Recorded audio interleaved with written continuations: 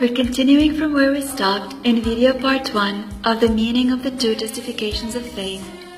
Summing up what has been mentioned before, it is affirmed that Allah Ta'ala has 13 attributes which were mentioned repeatedly in the Quran, either explicitly or implicitly.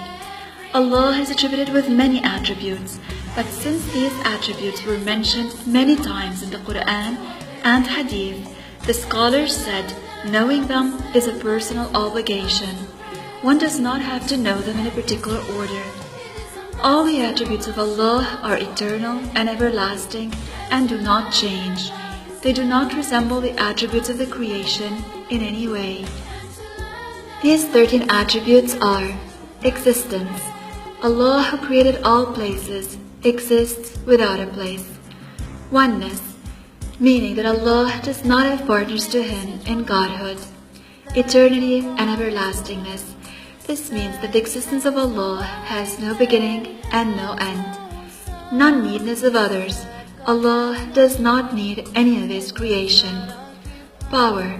Allah has power over everything. Will.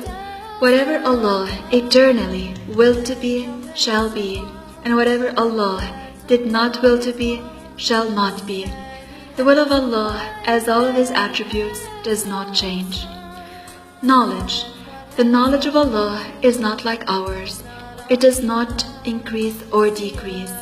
Allah knows about everything, everything that happened and everything that is happening, all our thoughts and inclinations, and only Allah knows the whole future. Prophet Muhammad sallallahu alaihi wasallam told us about some of the things that will happen in the hereafter, but only Allah knows the whole future. Hearing and sight. Allah hears all hearable things without an ear or any other instrument, and sees all seeable things without a pupil or any instrument.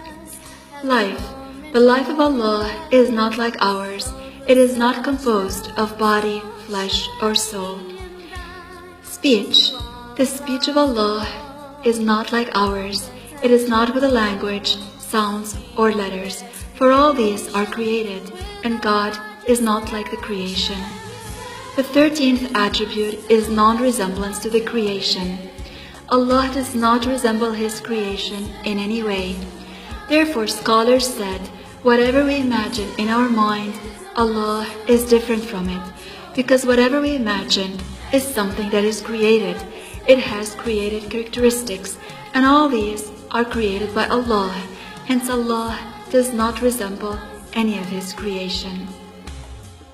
Since eternity is confirmed to the self of Allah, His attributes are eternal as well, because a created attribute entails that the attributed self is created. Let us now talk about the meaning of the second testification of faith, which is Ashhadu anna Muhammadan Rasulullah. This means, I know, I believe in my heart, and I declare with my tongue that Muhammad, the son of Abdullah, who is the son of Abdul Muttalib, who is the son of Hashim, who is the son of Abdul Manaf, from the tribe of Quraysh, is the slave of Allah and His messenger to all the creation. One must believe He was born in Mecca and sent as a messenger therein. He immigrated to Al-Madinah and was buried therein, and he was truthful in everything he told about and conveyed from Allah. Among what the Prophet informed us is the torture in the grave and the enjoyment therein, the questioning of the two angels called Munkar and Nakir. After the person is buried, his soul, which separated from his body at death, returns to his body. Two angels come to him. One is named Munkar and the other Nakir. They will ask the dead person about his Lord, his Prophet, and his religion. They have frightening appearance. The blasphemer, the non-Muslim, will be extremely frightened of them. However, the God-fearing believer does not fear them. The people in their graves are two types. One type experiences enjoyments in the grave. Their graves are widened and illuminated. These are the obedient and forgiven Muslims. The other type will be tortured in their graves, and these are also two categories. One are the blasphemers, who will face the torture in the grave continually until their bodies decay.